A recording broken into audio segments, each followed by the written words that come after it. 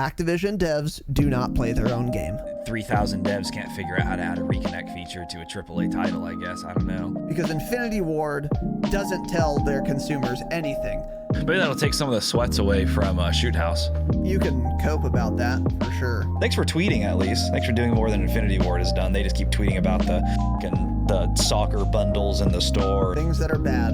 We've got a couple words. Why don't you kick it off, Tanner? This is going to be a longer section than the first part you guys heard. Change it, obviously, of course.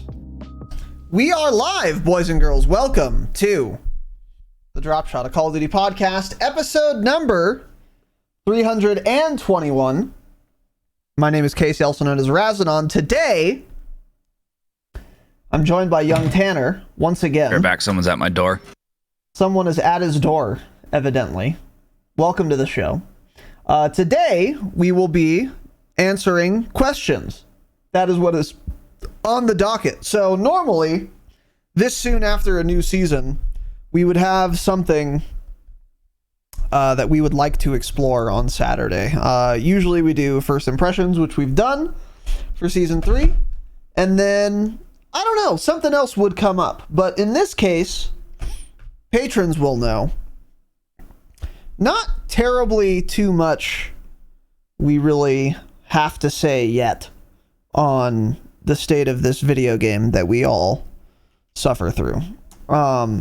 So we figured now's a good time to do a Q&A. We haven't done one for like 6 weeks. And basically how these episodes go, if this is your first time hearing one, in our Discord, which anyone can join, there is a channel called Q&A Questions. Anyone can ask a question in there, and we will answer it, maybe, on a Q&A episode in the future. So we just kind of go here, and then read your questions, and then skip most of them, because most of you ask bad questions. But then we answer some of them. So some of these will be related to Call of Duty. Some of them will be related to video games. Some of them will be related to none of those things. So if you're a pure Call of Duty listener, you don't care about anything else, then, you know, be warned. Some of the topics today are not going to be about COD. Some of them will be, though. So kind of going to run the gamut, and just depends on the questions we get asked, obviously. As far as announcements go, we just released a Patreon episode for all of our patrons that went live this morning, in which we talked about our Season 3 second impressions. So we played, I would say I played quite a bit more from first impressions to that recording, and I had a lot more to say on Season 3, and spoiler alert, it's more positive than my first impressions. The state of the game was better by yesterday than it was by the time we recorded our first impressions. Not a great state of the game, let me be clear, and there's plenty to complain about, which we did, but it was a little more positive, I would say, and a little more introspective.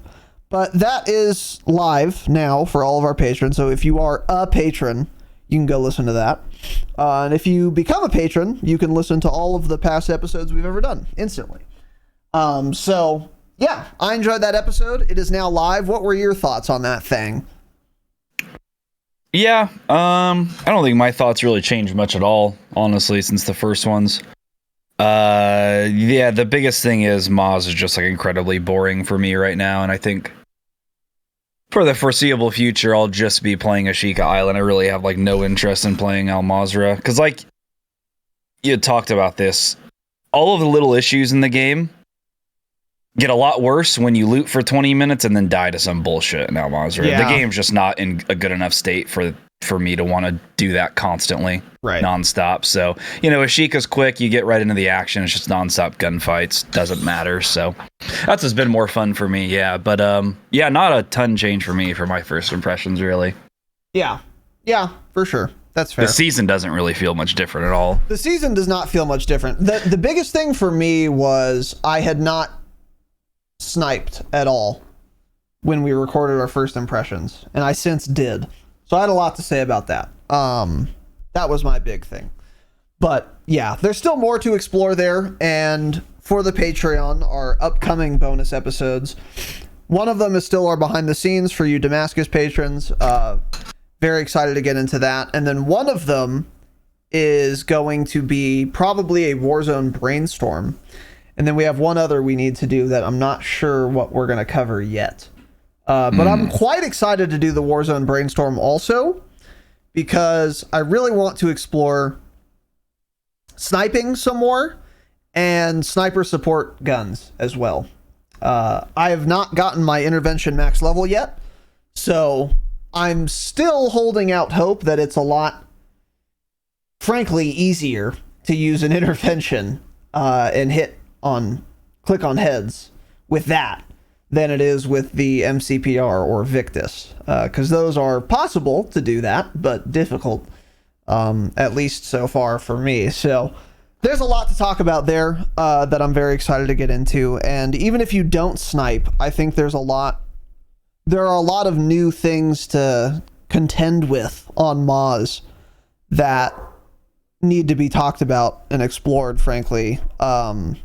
Now that snipers can one-shot, because now there are snipers in the game, and that changes a lot, frankly. Even, I've only played a couple games, but like I can already tell, like, Moz feels a lot different. So even if you're not sniping, you need to be able to adapt, as they say, as the devs like to say. So anyway, that's what's on the agenda for Patreon. But other than that, next week's going to be pretty normal, I think. And if we have any other important announcements, you'll know them by Monday. So there you go. If you're listening for the jingle, here it is.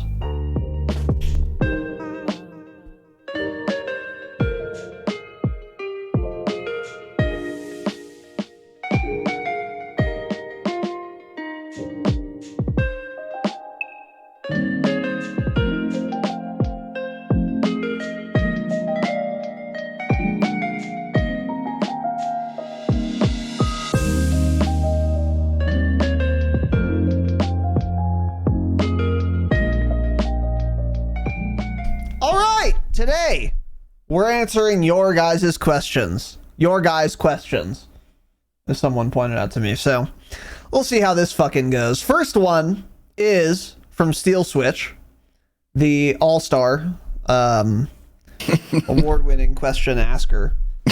Award-winning question asker, yeah. And we're going to start with him. August 29th, 2022 is when this was asked. Wow.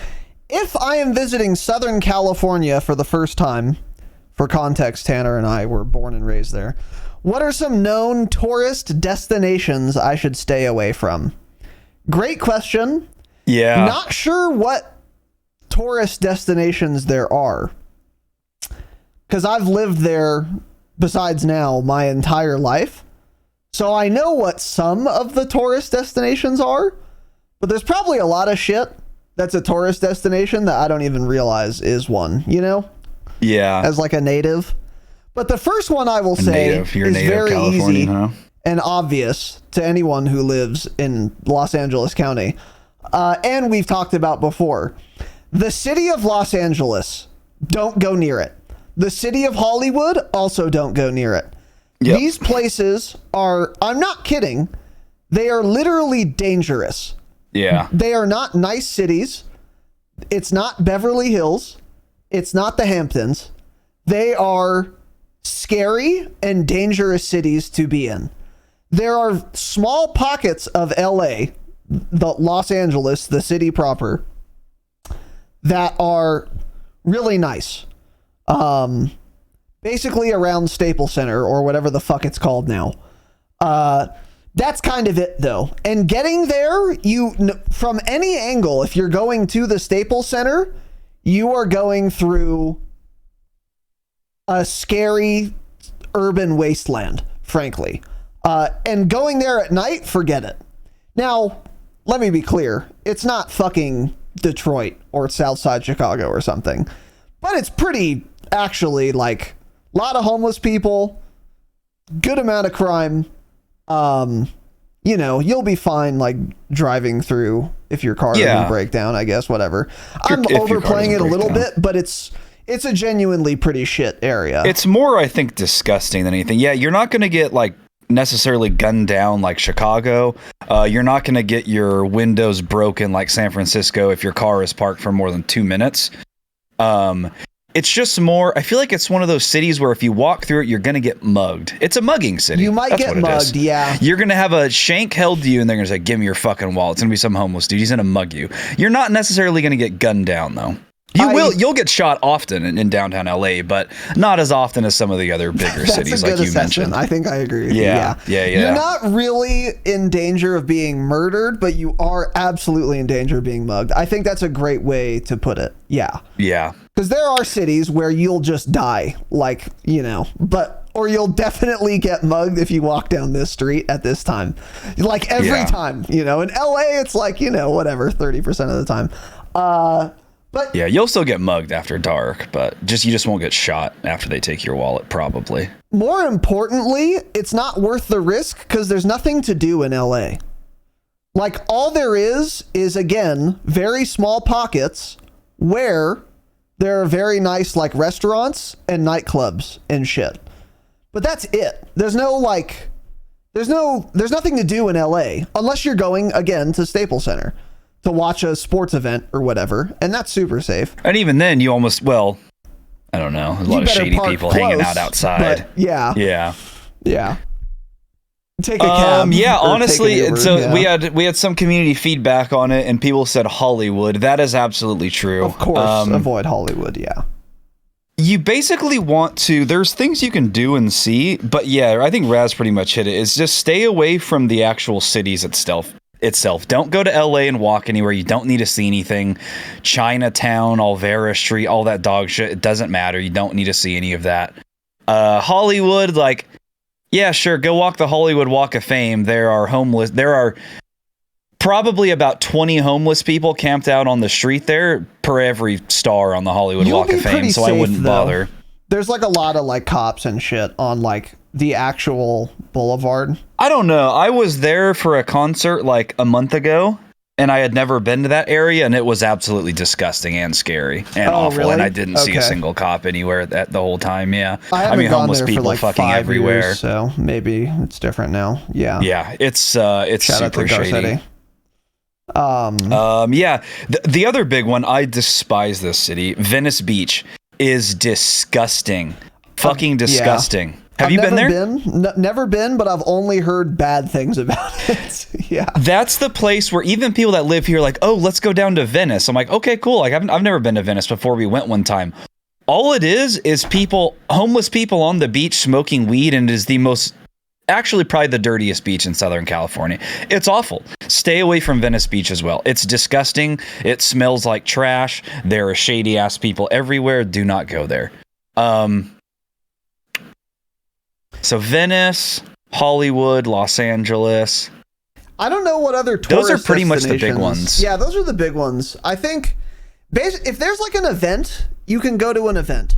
Because like there will be like cops all around and security. Like every time, my dad used to work in corporate America, so we would get Lakers tickets all the time. So I've been to the Staples Center probably 20 times. Yeah, you've met Shaq. He dunked you. I've met Shaq. I've met LeBron James. I have pictures of both of those. I think I met someone else, some other NBA player. Maybe not. Anyway, whatever. It doesn't matter. I've been to Staples Center a lot. And every single time there's like an event, which is the only time I would go, obviously. It's super safe. There's people everywhere. There's cops everywhere. They're like parked outside. It's fine. So if there's like an event, you'll be good. Yeah. But yeah. What else? I would. Where should you go if you're going to Southern California? Because now you're thinking, oh, well, I was gonna go to LA and Hollywood and like look at the Greek theater or whatever. No, you're doing none of those. Cancel those plans. So what should Google you do? The images of it. That's all you need to do for those. What should you do instead? Go to San Diego. Number one. Anywhere in San Diego, you're gonna have a great time. Everyone is gorgeous, tanned. San Diego's city is also disgusting, though. Is it? It's like LA. It's really bad. I've never seen a bad part of San Diego. It's disgusting. It's gotten worse. Drive through downtown. It's really gross. My aunt and uncle live there now, and Interesting. It is like even around. They live in a nice condo, high rise. It is like bad down there, and they're like right off of they're off of one of like the main streets because it's right where like the big San Diego farmers market is. It's anywhere in the big cities it's going to be shit, but San Diego I think has more fun things in general you can do, and it's not as trashy because you can get out of the trash a little bit easier. LA, it's just like LA and the surrounding cities are wastelands. San Diego, it's just yes, it's exactly. just the city, it's just the downtown itself. You get out of downtown, it's beautiful and gorgeous, and there's tons of things to do. There's nothing, that well said. There's nothing to do in or around LA. What's around LA? Long Beach? Now, I went to school in Long Beach. I love Long Beach. It is not a tourist. It's just not somewhere you want to be, usually. Long Beach is also a fucking massive city. It's really big. So there are like nice pockets of Long Beach, but there are a lot of not very nice pockets. Scary, dangerous pockets. And in Long Beach, that switch happens quick. So you're on a block and there's fucking, I don't know, law firms having like corporate retreats. And then you can be driving for 30 more seconds and watching like a fucking jumping in or some shit. Like it happens fast. There was a little rhyme. It was like, west of Cherry, everything's merry. East of Cherry, it gets real scary. Some shit like that. God. There were like these stupid rhymes that the college kids would say. I forget them now, but yeah. Like Long Beach, by and large, shit city surrounding LA. Watts, there's no pockets of Watts that are nice. Watts is a disaster. Everywhere is really, really downtrodden and not good. What other cities are around LA? Yeah, it's I'm looking at a map. Culver City, dog shit. Culver Inglewood, City's- don't go there. Hawthorne, don't go there. awful. Vernon, don't go there. Compton, Gardena, Bell, East LA, Monterey Park. See, so that's what it is. It's not just the city, it's everything around the city for like a good 20 miles is also complete dog shit. Not until you go north and you get into like nice areas of Glendale and Pasadena, it's fine. But like anywhere south of LA, stay far away from that. Far, far away. So I would, like you said, San Diego's a good one if you're in the area. I think Orange County is great Southern too. California. Honestly. I don't know. I mean, people that live anywhere think the same thing about where they live. Like, I don't get why people would vacation here, I think that's pretty normal. But my favorite spots in Southern California, if I were a tourist, would be San Diego. If you want to like go to like, I don't know, fucking the zoo and nice like restaurants and shit, or the aquarium, that's cool. And then if you want to get the beach experience, Newport/Huntington, they're right next to each other. Orange County, I would go there over LA County. Those are pretty nice beaches. Very nice. And Newport is generally accepted to be the nicer one, but it's smaller and more crowded, I would say. It's not more crowded, but it's more dense usually because people that live around there know about it. I don't know if this has changed, but like back when I was a kid and I'd actually go to the beach a lot, Newport was like the smaller, nicer, cleaner beach, and Huntington was like the tourist trap beach, basically. I don't know if that's still true, but they're right next to each other, so keep that in mind. So basically, here's what you do if you come to visit LA. You preferably don't land at LAX, but if you do, you get a car and you get out of there as quickly as possible, and you drive south or you drive north. That's not a tourist trap, is going up the coast in California. That's a gorgeous drive. That's what I would do. Avoid LA. Instead of spending 3 days in LA, go up the coast or something and take your time, and it's actually pretty, and you get into small towns. Yeah, PCH little, like wine country, shit like that. PCH is legitimately like a cool ass road to drive. Like pretty much anywhere on that you are, it'll be like a 6-lane highway, or it'll be like a 1-lane fucking Forza map. It's a cool little highway. So, So that's what you do. You get away from LA. Yeah. Get the fuck out of LA. Yeah. And fly into Burbank if you can. LA, dude, fuck LAX. Anyway, we've spent enough time on this.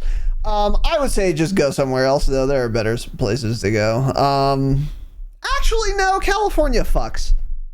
It's better than Northern California. Don't go to Northern California. There's nothing there now. There used to be San Francisco / Berkeley. Not anymore. There's nothing in NorCal anymore. There are clouds, rain, human feces, and heroin needles. Fentanyl needles, excuse me. That's all that's in San Francisco. And crime. Yeah, and lots of crime. And death. So there's quite a bit of crime there, yeah. So don't go to, there's nothing in NorCal anymore. It's a shame because there are a lot of things to see and do in San Francisco, but the city has just been utterly, just completely destroyed. Taken over. I used to love San Francisco when I was younger, and we would go there. There were so many things to do. We'd only ever go for like one day. We'd just like drive there from Sacramento, and I was always like, "Fuck, man, I want to stay here longer." But it is, oof, yeah, it's absolutely trash. Mm-hmm. Yeah, I went maybe 5, 6, 7 years ago, and it was like turning. It's at the turning point because my aunt lives in Berkeley, and she makes like, I don't know, $5 billion a year now. She's at like a startup, by the way. She's not at Google anymore. Really? So she was at Google earning buckets of cash. I don't remember the number. I don't know if I would say it even if I did. I think I do remember the number. I'm not going to say though. Yeah, I think I remember a number. But it was too much. It was a lot. And then a startup, I guess, like poached her. There's a headhunter found her. Uh-huh. And they're like, hey, you want to come work? Do you want to come work for not Google? And she said yes. So what does that mean? Oh, wow. Paying her multiple buckets of cash. Yeah. So I don't know what she's doing. She probably has a compound now out up there. She's gonna come out soon, by the way, and I'm gonna go fucking river rafting. No so the way. podcast is gonna end in June. What is with people bringing the fucking door? I'm gonna die river rafting. So keep that in mind. You going river rafting? I don't know. I don't know what it's called. It's the Rio Grande, maybe? Like real river rafting? Like the big ones where there's like 10 people on them and like you camp out and shit? I don't know. Or just like a day? I think it's a day thing. Okay. Actually, because those ones where people camp and shit on those big rivers, those are fucking dangerous. Dude, my brother and my mom did. Have you heard of Kern River? Yeah. Killer Kern. I think we talked about that on one of the pods one time. Yeah. Yeah, we talked about Killer Kern. I was really young, but my mom, my brother, and my aunt Katie went. And like it was cool. They didn't die, but it's like a level 4 out of 5 of like river danger. So it's like a real deal. Like people die. Multiple people die every year.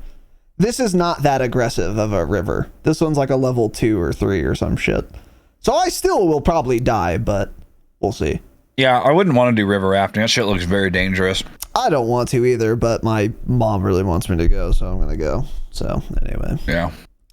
Don't go to Kern River either if you're going to California. All right. Next question here. 30 minutes when we answered one question. Yeah, we got there. Urban asks for hats, snapbacks, fitteds, velcros, or hook and loop. I don't know. Oh, the metal clasp one. Okay. I think that's what this is. You're a big hat guy.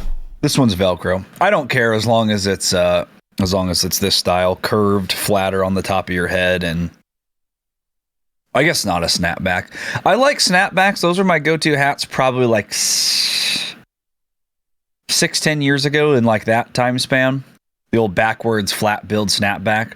Not anymore, though. I feel like the attachment mechanism in the back is like a separate thing from the style of the hat. So I don't think it matters. I think the better question is, do you like the flat bill? Do you like the curved bill?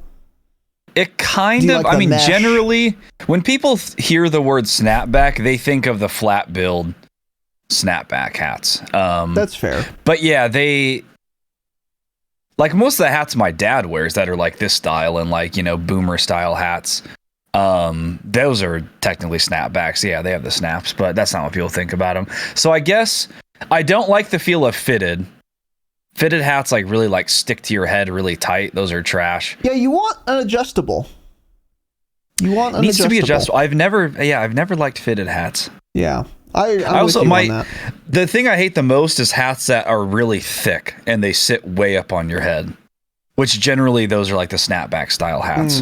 They're fine if you like wear them backwards, but if you wear them like a normal hat, they look terrible and I don't like them. Next time I'm time traveling to the 90s, I'll keep that in mind. Gabe still rocks backwards hat. A backwards hat. I'm not kidding. It's been like 10 years since I've literally seen anyone wearing one. I don't see them anymore. It's been a while. A lot of people can really pull them off though. I think I'm not against it. I don't do it anymore. I did for a while, but like, I swear to God, the last time I saw Gabe, I think, when we were at Ben's house swimming, he had a backwards hat on. Gabe. He pulls it off. He looks good with it. Gabe's he looks good with anything. So, yeah. He would probably look really good naked, too. Yeah, he does. Anyway, let's move on. Let's see. Okay, some really dumb questions that I'm not dignifying. Let's see. This one's decent from Steel Switch. What are the attributes of a clutch Warzone player? Pretty simple, I think. Being able to, you're the last one alive and you can make situations, you can put together like a whole situation where you save your team, you buy them back, you get kills when you need to. Which I've made a gif of myself doing because I am the Raz got team captain. Raz got one clutch ever and now he's the team captain. Certain players are just very good at clutching. I remember, God, crazy. I remember one of the first times we ever played with Lag. That was one of the biggest clutch moments. Lag is a clutch Warzone player. He is, yeah. There are people that are good, but they can't clutch up when they're in when they have a lot of pressure on them. That's me. I'm not good under pressure at all. I just fall apart. I kill myself. It gets really bad.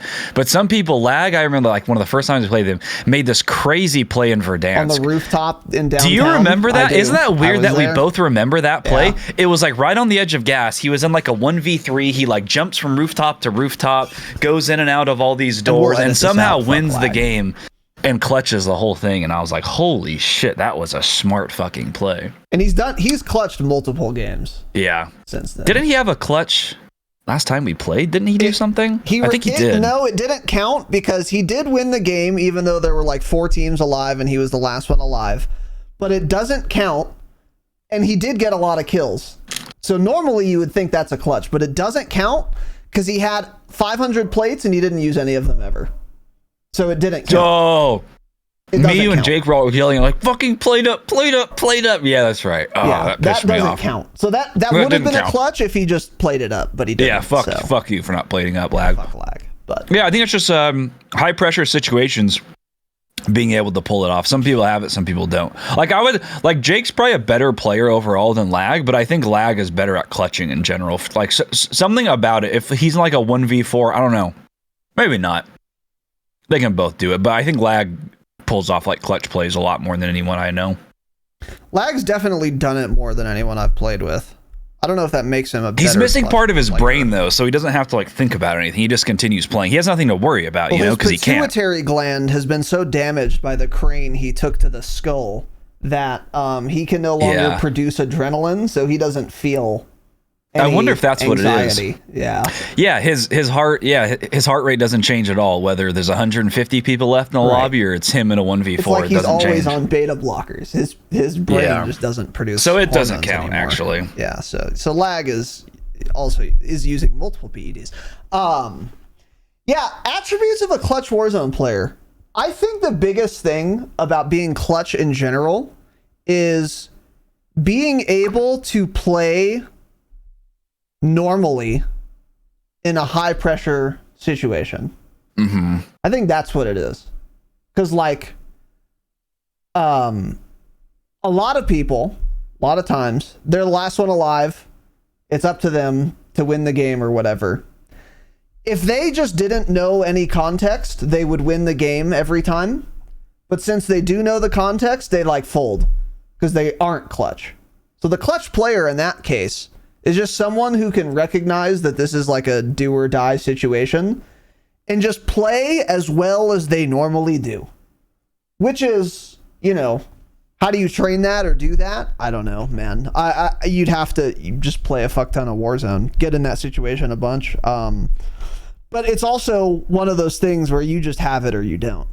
I think that is largely what the clutch gene is. I think there's a reason people call it a clutch gene, because you just have it or you don't. Like, I think basketball is the best example of like a game where people clutch a lot, because the games are often very close in score and you can hit buzzer beaters, and it happens, I mean, dozens of times a season where someone will hit a buzzer beater, and if they miss, they lose the game, and if they make it, they win the game. It happens all the time in basketball, just based on how the game is structured.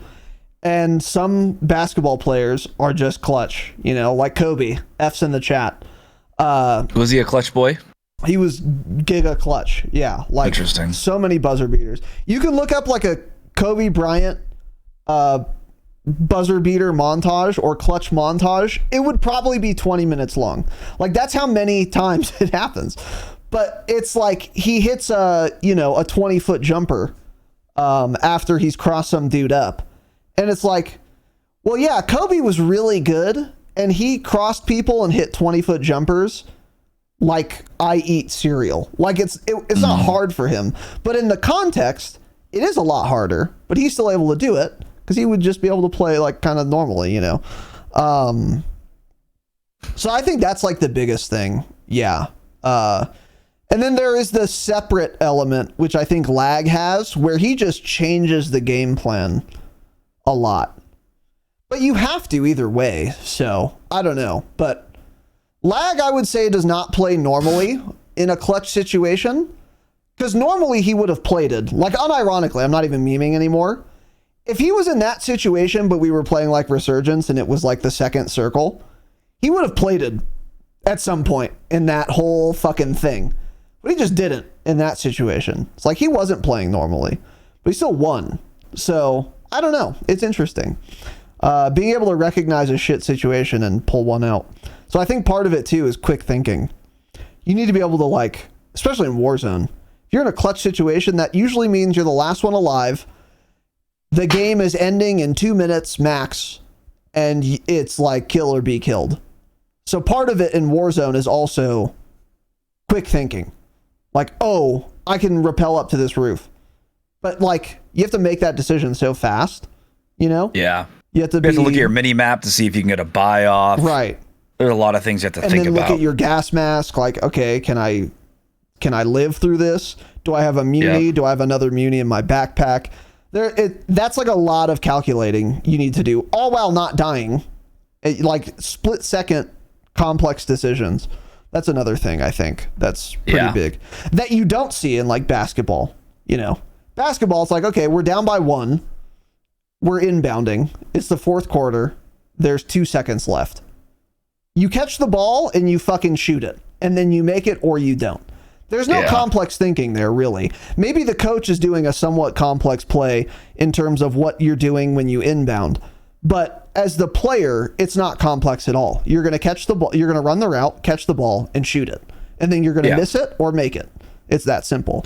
So what he's saying is playing Call of Duty, clutching in Call of Duty is more difficult than being in the NBA. What I'm saying is, and this is kind of controversial, so I'm glad you pointed this out. So let me be clear. It is more difficult to be a Call of Duty esports athlete, to be a Warzone athlete, than to be in the NBA, to be a professional basketball player. The hardest sport in the world is esports. It's more trying. It's more taxing. It requires more training. It requires a whole lifestyle. Whereas in the NBA, you're playing a game. You put a ball in a hoop. It's literally pretty simple. You throw the ball, It's super simple. No skill required. And it's not like a big lifestyle change, whereas Warzone, it is. It's a way of life. There's a reason they say that. Yeah. So. Shroud is the #1 athlete in the world. Yeah. Yeah, so anyway. I think we've answered this. What's your favorite sport and which one are you best at? I'm pretty sure we've answered this. Your favorite is probably going to be the one you're the best at too, because that's going to be your favorite because of that, right? Yeah. So hockey for me. Yeah. I don't know. I was good at tennis, but I never watched it, so I guess that's not necessarily true. Dude, did you ever play tennis video games back in the day? I swear to God, those were the most fun sports games to play. I played a couple. They were fun. I wonder if they still make any. I feel like sports games in general are pretty fun, actually. Yeah, tennis, I guess, was different because you didn't see that often as a sports game, and I thought that was really fun. It had like a whole like create your own character thing, like the and Madden, the career NHL. mode was very cool. Yeah, it's pretty cool. Sponsors and shit. Yeah. Yeah. Well, this was in 2004, so it didn't have any of that, but it was fun to play. I wonder if they still make them. Golf games are fun for that reason too. You try and win like the PGA Tour. Yeah, golf games don't do it for me. They're too boring. You have to, but with the whole career mode, maybe, yeah. Yeah. Mm-hmm. Yeah, they can get too easy. That's the thing about a golf game. But anyway. Yeah. Yeah, I don't think they make tennis games anymore. Damn, that sucks. Okay, let's find another one here, shall we? John asked if I've ever tried a Salt Nick vape. Have not, never will. Don't need to. I don't need a fucking 800 milligram vape nicotine hit. Sounds awful. So no, I haven't, never will. Let's see.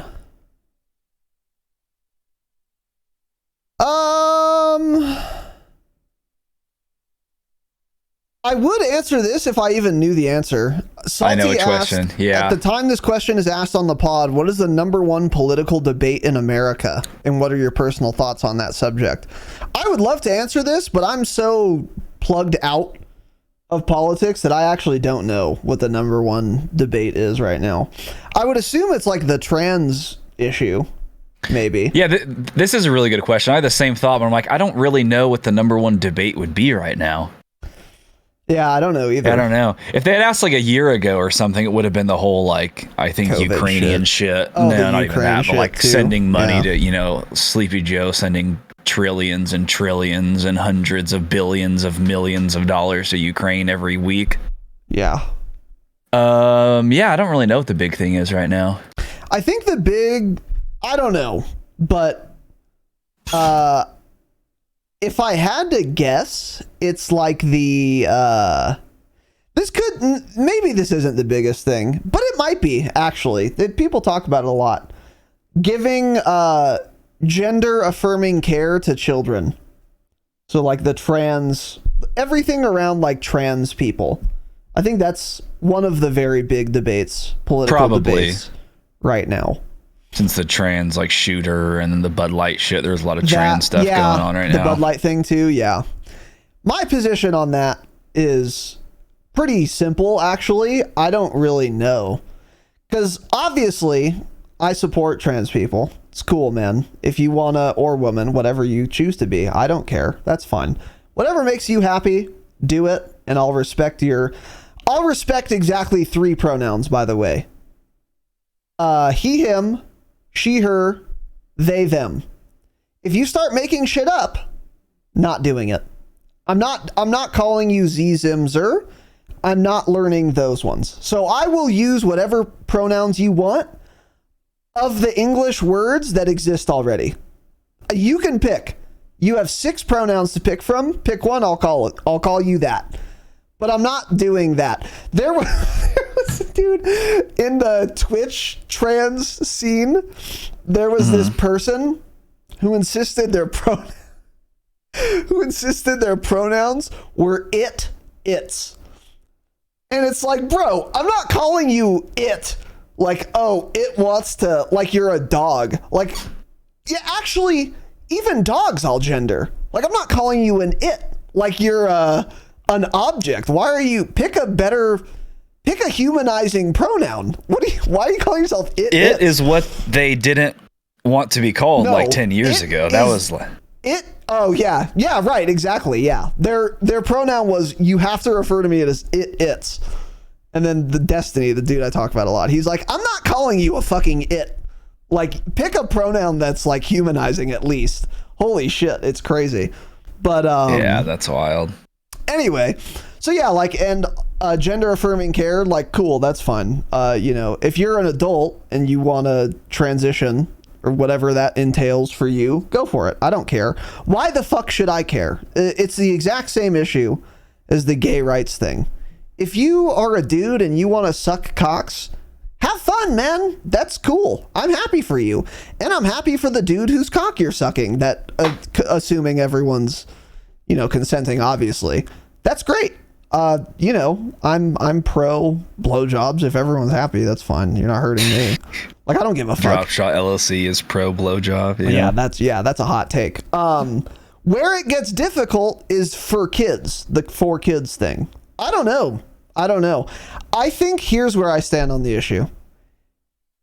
Like, should kids, like fucking 10-year-olds, be allowed to get like hormones and shit? Because conservatives want to have laws that don't allow parents to exercise that option. And I see both sides of this. This is complicated, a tough one. And it's really tough. And I just feel bad for the family, because what do you do? Like, if I have a 10-year-old, let's say son, who says, like, insists that they're a girl, a female, and they want to transition or whatever, I'm happy to buy my now daughter dresses, let her grow her fucking hair out, whatever, change her ID. I don't care. But when she then asks me, can I go like get my penis removed? I'm like, you're 10. Are you sure? Because I can't like put it back on for you. Like, so I don't know what to do. And you're 10, so I don't know if you're sure about this. But then the other thing is,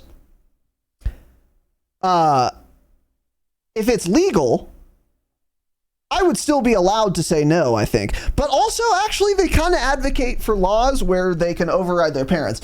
So it's really fucking complicated. But I think what I would say is it shouldn't be illegal, because the type of parent who... Because if you're a good parent and you're 10-year-old, you're 10-year-old, and they're really sure that they want to transition. If you're a good parent, you'll have an idea of if they are actually certain or not, and then you can decide whether they should do it or not, since it's like irreversible. Yeah, but like that's such a young age.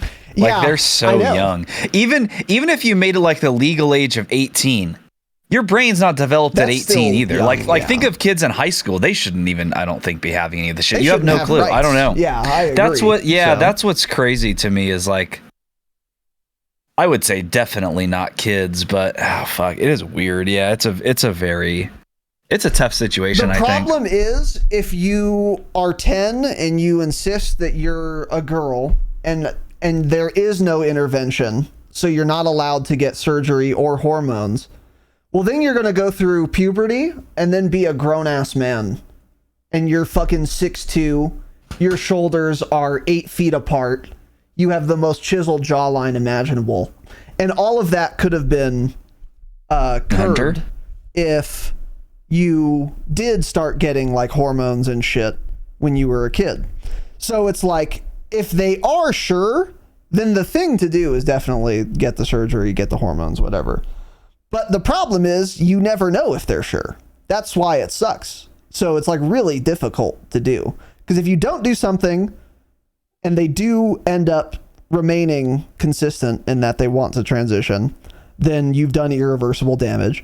But if they change their mind later and you have transitioned them, that's also irreversible damage. So you're just kind of fucked. But then should you let the government decide instead? We're like, oh no, we just won't let anyone do it. I think the answer is probably no. Yeah. That's where I stand on it. Whether or not you agree with certain things, I think there are some things that just shouldn't be a law, period. And that's what's always bugged me about politics, is how both sides say something, and then when it comes to another topic, whatever they think on that other topic, they're just basically, how do you word it? Like they're disagreeing with themselves on like a different topic. Like, they're like, oh, we want small government and shit like that, but let's pass hundreds of laws when it comes to trans people and stuff and gay people. It's like, well, why? I thought you don't want a bunch of laws, right? Why are you trying to pass all this shit so fucking gay people can't get married? Kids too. Like Matt That's Walsh, the most annoying part. Think of the kids. Fuck the kids. How about that? Yeah, whether you agree with like the government making laws disallowing this stuff, because there is a thing too where there are some parents who are so ideologically possessed, they will like pressure their kids to be trans just for like the liberal clout. Like, sadly, those people exist. So conservatives, the well-meaning ones, are like, we need to stop these fucking insane parents, which I sympathize with. But the problem is, even if you do pass a law to stop that insane parent from like making their kid trans, even if they wouldn't be otherwise, that parent is such a bad parent that they're going to fuck their kid up in some other way anyway. So if you make the law stopping them from transitioning their kid, even though their kid shouldn't be transitioned, they're going to fuck up their kid in some other way. Because what kind of insane lunatic parent is going to make their kid trans even if they're not? You know? So like, you can't, that kid's beyond saving anyway if their parents would do that to them. So the law isn't going to help in that case. You know what I mean? So yeah. I don't know. It's fucking hard. But like, yeah, like Matt Walsh, who like, you can agree or disagree about whether this should be a law or whatever. I think there are valid arguments on both sides. It's a difficult topic, and I don't know all of it. So like, I'm not super fucking steadfast in this opinion that I've said. But again, agree or disagree with like someone like Matt Walsh. That dude does not care about children. There's the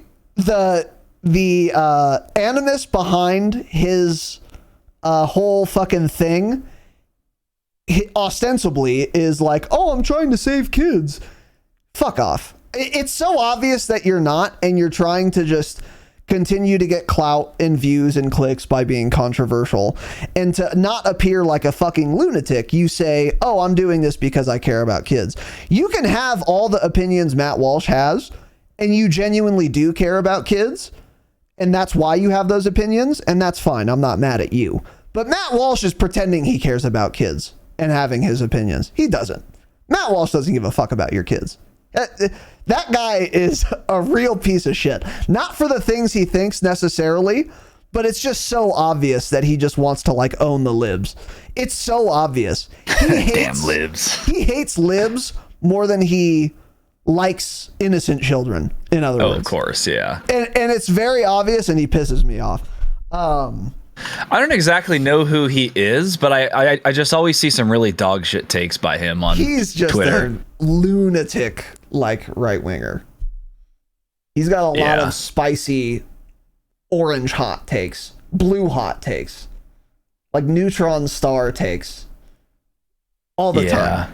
And that's why we're talking about him right now, because he pisses off like the left. It's a lucrative career, you know, say the most controversial thing you can, and then MSNBC talks about how evil you are, and then, you know, other people who are like bigots and hate trans people or whatever will, you know, come pay for your Substack or whatever. But yeah, anyway. The most important thing to keep in mind, however, is this. There are maybe like 50 trans people in the entire country. So also, this is not as big of an issue as everyone makes it sound. It's not. Sorry. There are obviously there are more than 50. There are probably like 5,000, maybe. Like, it's far less than 1% of people are trans. Like, so wherever you land on this, it is not as big of a deal, and it is not affecting the country as much as anyone on either side says. Not even fucking close. There are barely any trans people. Barely any. I think it's turning, though. I think a lot of these kids now that would just usually be like, oh, I think I like girls, now suddenly think they need to essentially like be trans. Gay. That's true. That's what I always say. Why everyone just used to be gay or lesbian, and now it's like there are a million other things you could be. It's getting very confusing. But yeah, I'm not gonna talk about who, but like I know some people through family members or other people in real life that have talked about like their kids and kids at school, and how they talk about like, I want to like become like a girl, or I want to become a boy, like I don't want to be this anymore. It's weird. And that like It's That because is they hear happening about more, it. that's They would just be gay 20 years ago and hide it. They'd be like, oh, I think I like boys and I want to kiss boys. But now it's like, no, I want to chop my cock off forever for the rest of my life and never have it. Some lady, yeah, that's true. There is truth to that. There was some lady on Joe Rogan's podcast maybe a year or two ago. It was a while ago. But she wrote a book about how there's like a social contagion with respect to the trans thing among teenage girls. And teenage girls who really wanted to fit in, if they were like kind of loners or outcasts or whatever. Because girls generally are, and gender is real, by the way. And sex, biological sex is also real, by the way. You can be pro-trans and also like admit the very obvious fact that there are like biological sexes. But anyway, that teenage girls tend to be very, very susceptible to like social pressure. And it's making a lot of teenage girls get surgery and transition and hormones and all that shit and regret it later because yeah, of course. They did it, as dumb as this sounds, they did it to fit in. But like they didn't do that. That wasn't like conscious, like, oh, I'm not really a boy, but I'm going to pretend to be because I want to fit in. Like that's not the thought process, but they're just so susceptible as teenage girls that a lot of them ended up like doing whatever and regretting it. And there is an element of people just claiming to be trans who would not otherwise be trans if it was not in vogue right now. That's what makes the problem of should it be allowed to transition kids way more difficult. Because how do you know your kid isn't just like succumbing to social pressure versus actually is a trans person? You can't know, you know. And if I had a 13-year-old daughter who like said she was a boy, I hope I would know my daughter well enough to be able to sniff that out, but I don't know. I have no idea if I would be able to. And that's what sucks. That's what's scary. Either way, it's like a shit situation. It's tough. But I don't know. It's tough. No, we don't see anymore or hear about cross dressers. Are they just trans now? Yeah. That used to be a big thing when we were like in middle school. It's like, oh, this person's a cross dresser. But now it's like, you see a dude with a beard that's dressed like a female. It's like, oh, it's a trans person. So what's the difference now? So I think there is a difference. And I think there are still cross dressers and they claim it. And the difference is they don't feel like a woman. They feel in like their a own man mind. who enjoys dressing like a woman. Got it. Okay. So, you know what I mean? So it's basically how it's going, what's going on in their mind. Yeah. Okay. Yeah. Right. Yeah. From Whatever the they outside, think, you can't tell, obviously. Yeah. But like, yeah, those are different. Mm-hmm. Yeah. But I think there are fewer cross-dressers now. And it's probably because a lot of people who were cross-dressers were like also trans, and that just wasn't like a thing. People in Alabama didn't know that existed. People in Alabama would probably still kill you. Yeah. Yeah. It's the most conservative state in the country. Alabama. Huh? At 50%, by the way. That's the most conservative. It's kind of crazy. Wow. Yeah. Most countries not that conservative. So anyway, shout out to trans people. By the way, here's another thing I'll say. You still don't need 50 flags in Call of Duty. Hey, if you're trans, you should get 1 to 5 flags in the video game, especially if the United States of America, where there are far more people than trans people, okay, doesn't get any flags. You should have a flag for being trans. That's cool. Put it in the game. You don't need 50 of them, though. You need a handful, maybe, and also give the United States a flag, too. We all deserve a flag, and that doesn't make me transphobic to say that. So keep that in mind, and fuck you to whoever that fucking idiot in our Discord was when we first talked about this. I'm an enemy of 50 trans flags, specifically, still. So just keep that in mind also. But anyways. And we'll edit that out. We won't. It's a joke. I didn't say anything offensive there. Good question, Salty. So let's move on. Let's see. Yeah, let's try to find a good one. Yeah. Should the finance channel be deleted from the Discord? It has been since this question was asked. The finance channel is no more. And then the finance turned into TV and movies, right? and I was sad. I think it was repurposed. Yeah. To TVs and movies. Next question, Steel Switch. Can turning a game into an esport make that game worse for casual players? Yeah, I'm trying to think of some examples here because we're a COD podcast, so I'm thinking shooters. Most of the big shooting games that are huge esports and have been for a long time, they were pretty much designed to be esports type shooters. Counter-Strike, Valorant, they were like designed for like ranked play essentially, you know? Even Apex, I would argue. Yeah. True. I don't know. I don't think so. What games turned into esports? Call of Duty, Halo. Halo was like not originally like an esport, but then they made it one. Yeah. And I don't think that game got worse for it. I don't think COD got worse for being an they don't either. change the game for esports at all. Yeah. It really doesn't affect it whatsoever. That's why the kids that play professional COD always complain about how the devs don't care because they don't do anything specific for them. Right. The red dots on mini maps is a setting, but they won't let them use it in the CDL league, in the Call of Duty League. Like it's literally in the settings you can just change in private matches, but they refuse to let them, even though probably literally 99.9% of pro players want red dots on mini maps. They don't, so they don't really, they don't give a shit. So COD isn't one of them. Yeah, I don't think so. I don't know. I think the attitude behind the question is like, do hardcore players make a game worse for casuals? Which I think is like maybe more likely, but even that I don't agree with. But no, I don't think turning a game into an esport makes it worse for casuals. Because also, like, every game that's an esport, the esport is like a separate thing. Every game that I can think of that is an esport is like a separate playlist or separate rule set with extra restrictions that casuals don't have to deal with. If you like, you could play Halo casual, or you could play like their fucking esport edition or whatever, and it doesn't have like rocket launchers and grab hammers on the map or whatever. But that doesn't ruin it for casuals because they don't play that playlist or whatever. So no, I don't think so. I think you'd have to make the case, but I can't even think of an example of one. Yeah, so no. Yeah, that's what I was trying to think is like an example of a game, but yeah, I can't think of one specific game that did that.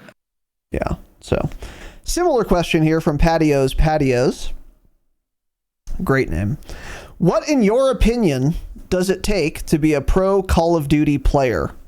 Practice, time invested, skill, age, and so on.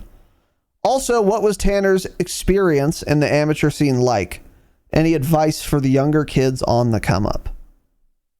Well, I have no advice anymore because it's completely different now. It didn't used to be cross-platform, didn't used to be controller. I think kind of like the clutch thing we were talking about. You're actually just... People are born being good at certain things and bad at certain things. And if you're just kind of not naturally good at video games, I don't think any amount of practice is going to take you to that level.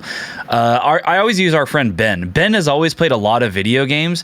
He doesn't ever end up being that good at shooters. He's just always like average, but he's played them his whole life. And then other people can pick up a shooter for the first time and just start playing it for 2 months and be 2 times as good as him, have double the KD that he would have in Warzone or something. So I think a lot of it really is just you're kind of more gifted, and I don't know what that would entail. Maybe it's like, faster reflexes. I don't know. I feel like, do you think there is a pretty strong link between being good, being pretty good at sports and being good at video games? Because I'm also thinking Ben is also not the best guy at sports. Yeah. And then someone like Gabe, good at all sports, good at all video games. It's like you're just more coordinated. I guess that's what it is. Yeah. I think it's just kind of being more coordinated. For FPS games, yeah. I think there's something to that. Yeah, for FPS games, yeah. Yeah. And that's not to say every person in the CDL is like a fucking athlete. But you can have really good Oh yeah, that's actually a good point. Yeah, I've looked at most of them. They're actually not typically. So But yeah, the that's thing not the is, case. though, you can be very coordinated and also like not be athletic Yeah. because you don't work out or whatever, you know. Yeah. If you didn't allow LeBron James to ever exercise and you made him play COD for 16 hours a day and then you put him on a shit diet, he would still maybe look like an athlete. He's just so fucking big. But like Steph Curry, there's a better example. If you gave him the lifestyle of a fucking CDL FaZe clan team member, he wouldn't look athletic. He would look like skinny fat, kind of tall for a CDL player. Yeah. He's like 6'2" or whatever. You wouldn't know that like that guy's athletic because he doesn't like practice that. But he is, you know, obviously. So, I don't know. I think there is something to do with coordination there.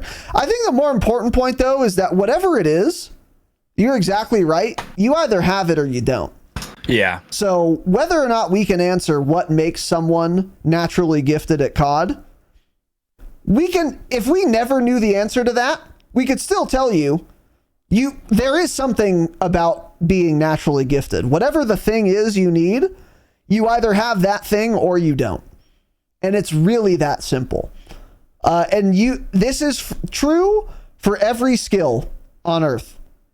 Every skill, you are either naturally good at it, or you're average, or you're naturally dog shit at it. And this is true for every single person on Earth. Some people aren't naturally good at anything, unfortunately. But most people are, and the degree to which they're naturally good at it depends, you know. But like me, for example, I've always been very good with words. For my entire life, I've always been really able to read very well, able to speak very well, able to write very well.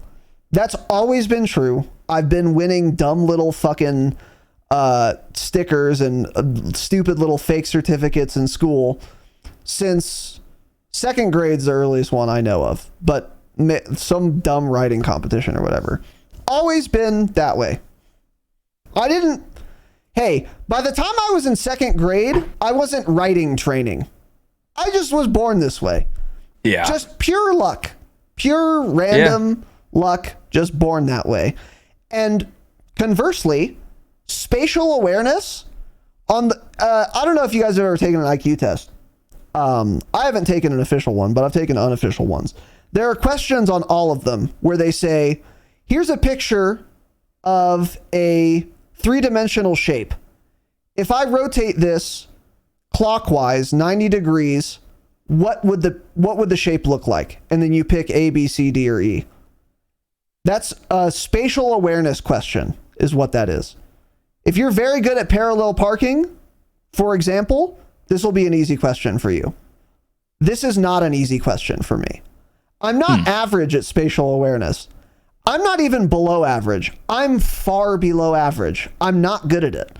If I'm in an unfamiliar area, don't know where I am, and don't know how I got here. And if there wasn't GPS, I would always be lost. I'm just not good at it.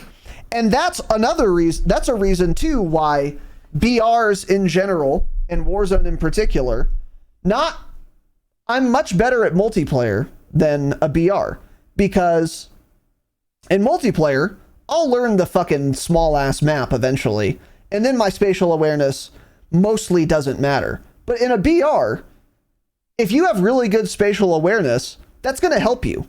And you're going to be able to keep track of where other players are much more easily. That's part of spatial awareness.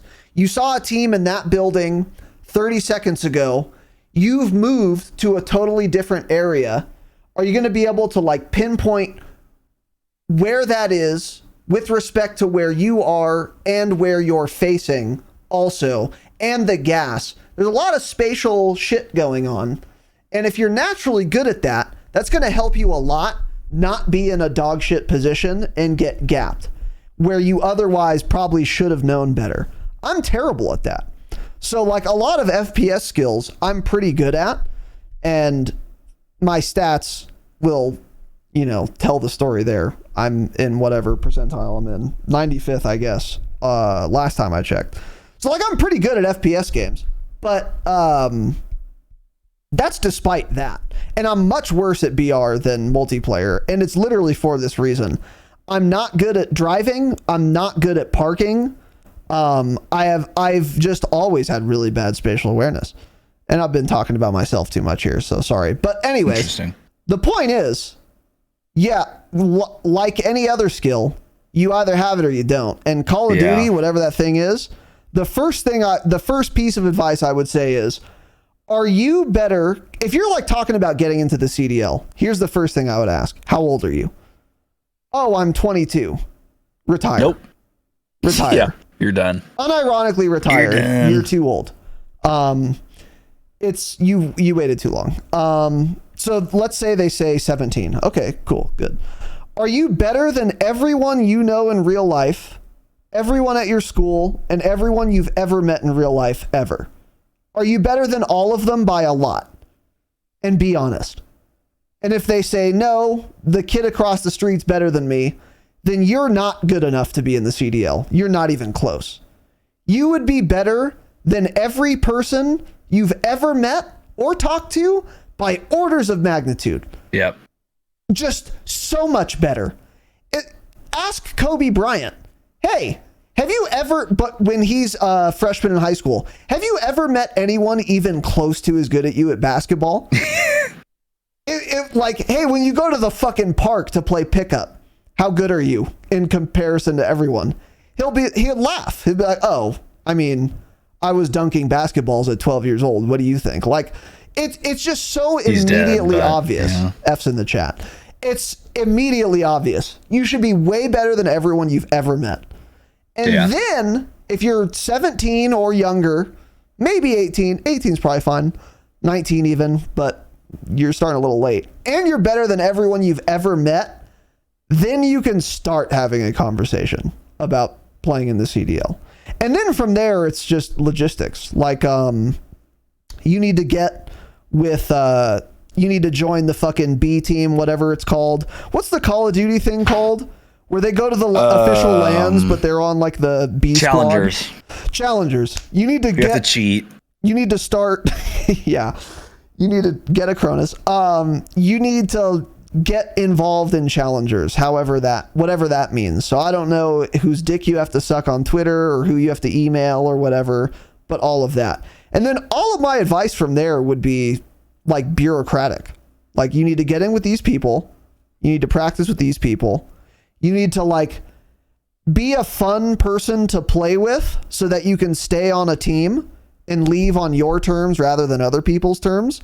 I think this would be the most difficult thing about getting in the CDL, because a lot of really good video game players don't have social skills.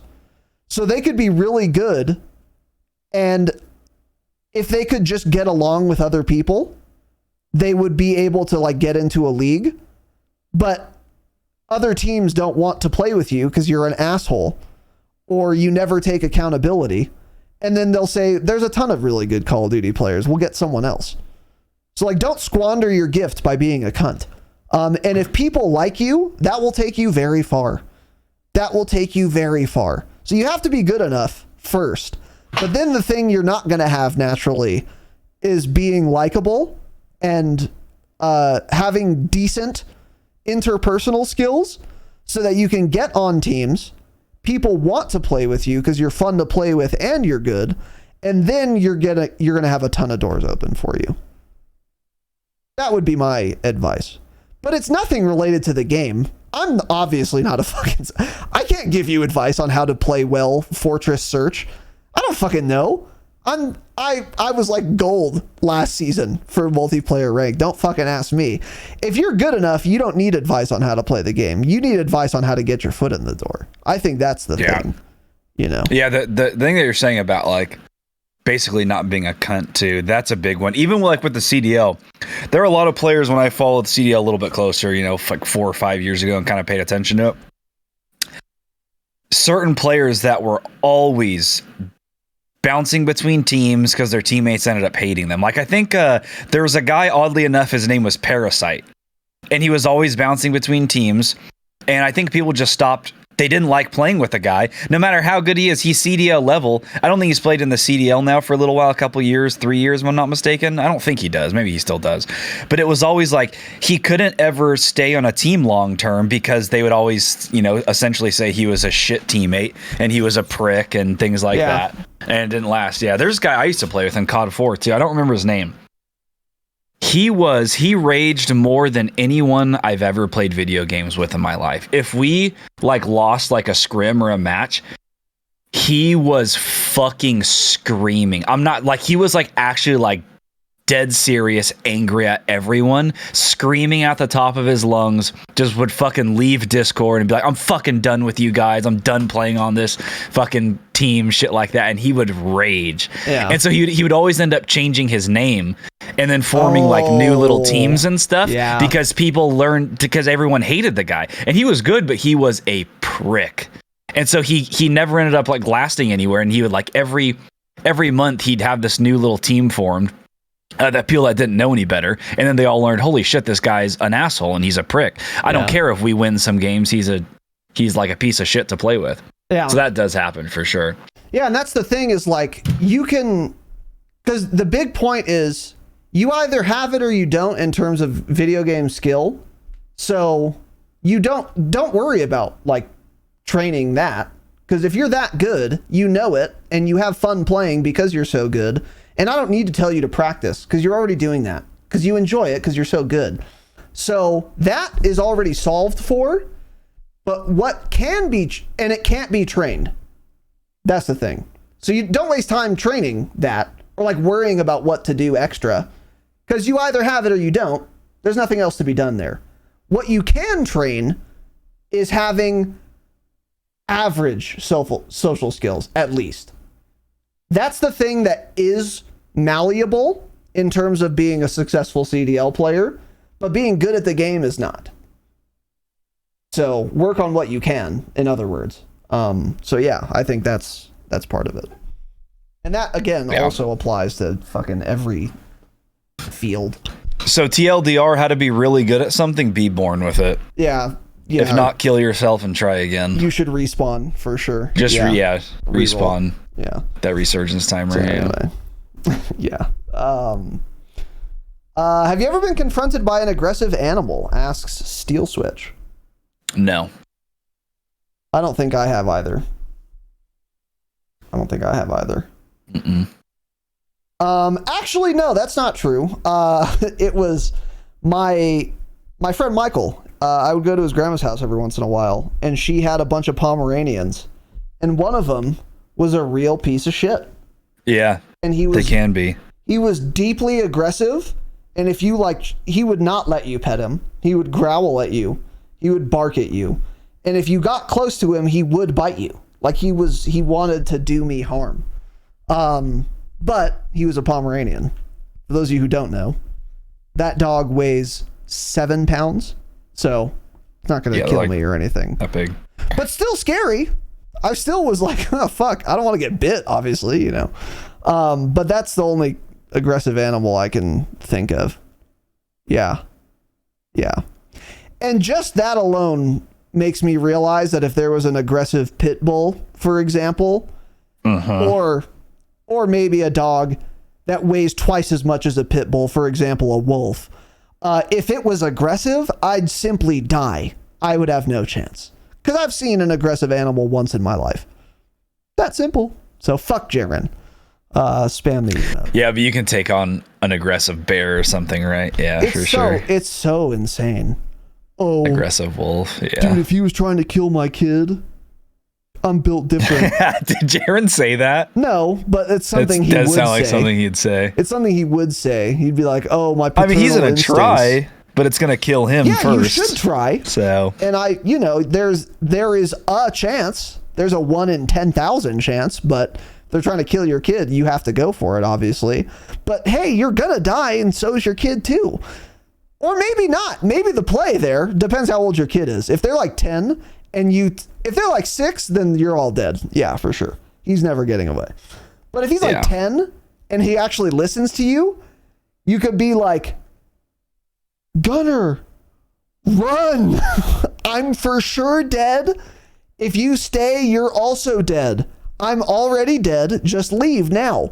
Then you being mauled to death by a bear or wolf or a Rottweiler, maybe even a husky, will take long enough for your child to get away. So, fuck Jaren. Let's see. What do you want next? I've had a lot of these. I'm looking as well. I'm looking through, yeah. Believe me, we have to scroll a while probably. Oh, no.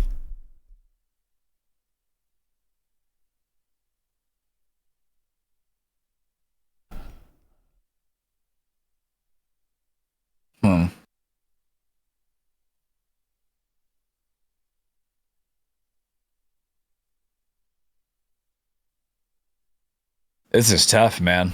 We're still looking. I'm at 10:13 and I'm still looking. Oh no! Oh, you still really? switched question. Let's read through this one. Nah. Yeah, it's kind of boring. Oh, this is a good one from Urban. I like this. Well, it's obvious, but I'll answer it anyway, briefly. Yeah, it's actually not that interesting. That's a you're quick driving answer. home around 2 a.m. You drive past a vehicle with its lights on, door open, and nobody in it. What do? Drive. Yeah, obviously you keep driving. You maybe call it in or something. The only question there is, do you like call the police and tell them or not? Yeah. And that the right thing to do is to call the cops and say, hey, there's some fucking sketchy car like stopped on the side of Kaye whatever the fuck. So you guys should go check that out.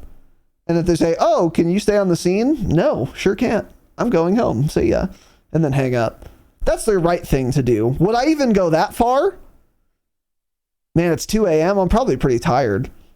So probably not. Or I'm drunk driving. I think I'm calling it. It depends if it's in like a turnout, like say you're on like a mountain road and it's on like a turnout. That's a good point. Then probably not, because I'm thinking, oh, that guy's probably just like pissing. Taking a piss, yeah. But if it's like in the road is stopped, then yeah, I'm calling it in, because I'm like, this person's either trying to trap me and kill me, or someone's just been murdered. So yeah, you're calling that, and maybe not 911, but you're calling your local the sheriff number. Yeah. Mm-hmm.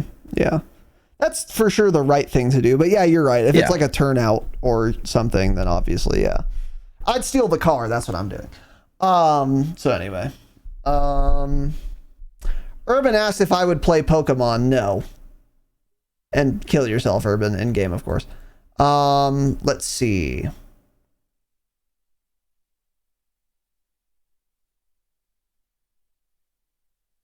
You can talk about losing your virginity. You want to tell everyone about your losing your virginity story? Sure don't. No? Okay. I don't know. It was normal. I went to a park at night and fucked. A park? Yeah. Like in a car? No. In a park. Okay, so they don't call that normal. So you went to a dark park in the middle of the night in like the lights. Grass. Yeah. Okay, that's not very normal at all, but yeah, okay. Is that abnormal? I mean, I didn't have a car. A park I was too at young. night? I was 13. Okay, yeah. Jesus Christ. No wonder you're so fucked up. 13? Holy shit. Yeah. Oh my God. All right. It was cool. This may have been rape. We'll keep moving on. It wasn't. She was also 13. Which is very weird. Imagine that seeing is that. Wild. That's real That young. is fucking wild. Is that young though? I was about to go into high school. Yeah. 13? Yeah. Pretty young. I might have been 14, but I don't think I was. I think I was an 8th grader. Either way, I don't know. Do Tanner and Raz ever see each other in person? Not anymore, no.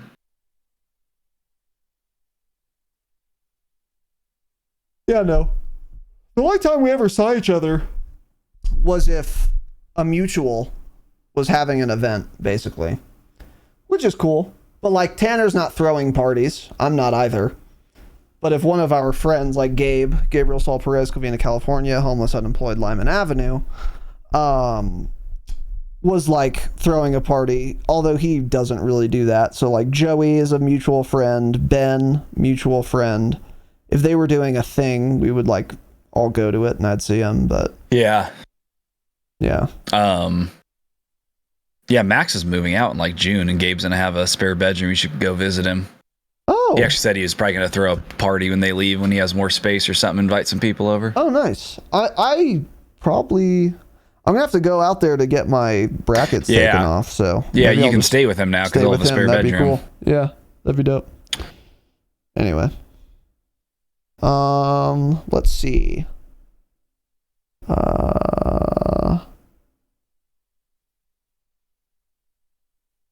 A lot of these we've already, like, things we've talked about, and I don't feel like talking about it. Do you like MW 2? Do you still like Warzone 2, MW 2? Go listen to any of our last COD episodes, and that gets answered there. Yeah, right. Yeah, a lot of these are just kind of repeats. Let's see. This is a good one from Steel Switch. What are things that you look forward to as you get older, and what are things that you are not looking forward to? The not looking forward to is obvious, dying. But the things you can look forward to are interesting, I think. Like older than what we are right now, then? Yeah. I think it's all down from here. I don't think it really gets much better than the age we're at. I was just going to say, you're the type of person that really pisses me off. There are people, you're not really, but there are some people who obsess about getting older. And they're like younger than we are, and they do this. Like, oh my God, I'm turning 30. Holy shit, my life is over. I can't believe I'm 30. I hate people like this.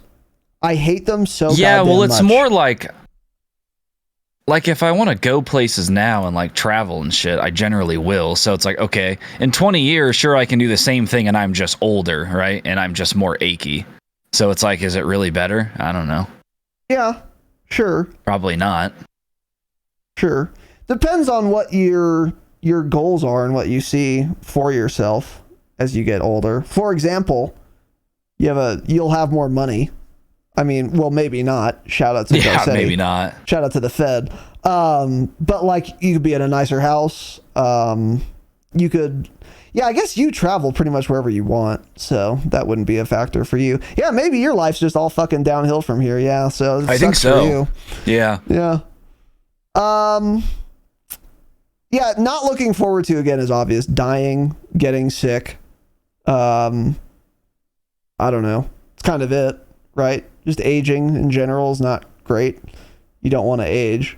But things I am looking forward to in the more immediate future is fucking moving out. That'll be cool. Yeah. That's like actually my biggest thing. Yeah, see, that's the difference. My life is at a high, you're at an all-time low. You're down in the dumps. That's why that's why yours will get better. Yeah.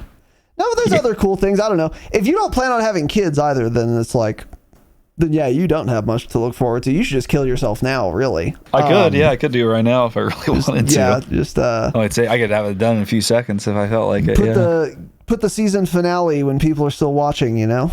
Yeah, true. That's something, yeah. But yeah, no, I don't know. Moving out unlocks a lot for me. Start dating again. Get some kids. That'd be cool. I'd be a good parent, dude. Hot take? I'd be a great parent. Maybe if H keeps dropping 50 bones every time we go live, we should start going live 7 days a week, actually. Yeah, and just stream anything. See if we get $50 from H every time. You'd be moving out next month, maybe. Get a little agreement signed up. Yeah. Yeah. That'd be good. Yeah. But yeah, I don't know. It's actually mainly for me just making more money. Because right now I don't have enough money to where I'm like comfortable. Not that I want to be fucking Jeff Bezos. I would take it, obviously, but I don't want to work that hard. But there is an amount of money you can earn where everything's chill. You can afford your mortgage and you have enough to save after that. And you can, like, you know, live in a decent house or apartment or whatever. You can afford to pay for bills. If an emergency happens, you're fine. And you're like also saving for retirement. Like that amount of money. I'm very excited to get there because then I could do shit. Yeah. You know, mainly just live on my own. I really want that. But you should simply do it. Yeah. Well, I'm telling you, move back here and live with Gabe. Dropshot. Actually, you living with Gabe would probably still be more, or it would probably be like $200 less than if you just stayed out there and had your own place. Yeah, it wouldn't be. It wouldn't be much. That's the thing too, is that I do not want a roommate at all. Like some They wouldn't random- want you either. Yeah. It would have to be someone you knew. Yeah. Because people would hear you screaming that you want all the devs to be, and they'd be like, holy shit, who is this random guy I'm living with? He's fucking like mentally unstable. And then you hear them answering the Q&A question about would you rather fuck your mom or your dad? And then it'd be like, I need to get out of here, and the person would leave in the middle of the night. So anyways, you may as well live by yourself. Yeah. Or I could be like L's What about you and your just brother? turn the You ever thought heater about you up and your to brother 90? moving out together? Yeah, we might do that. That'd be interesting. Yeah. He needed to like find a job and shit, but he has now, so it's something I'm definitely considering. That'd be easy. Interesting. But anyway, there you go. Let's see.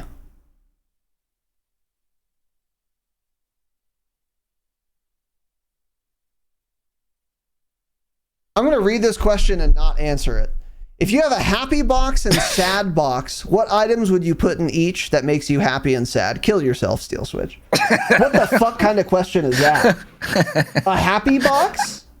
What am I, 5?